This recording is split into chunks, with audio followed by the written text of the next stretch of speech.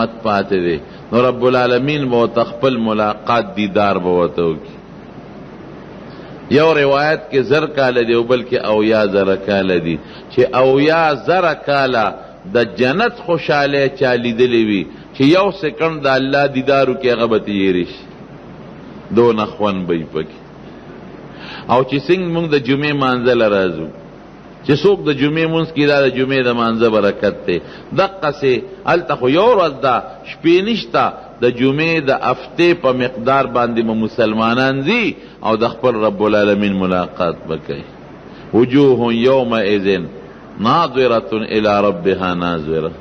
خوشحال بھئی چھ واپس را چھ پسترگو کے بیغا منظری چھ بیا بکل دا وخرا دی چھ مونگا اللہ وینو کورتا چھ راشی خضی باتی تا پوس کئی وی سنگا تاسو غنن دیر خکولی نئے او دیر خشتا نئے او دیر خکولی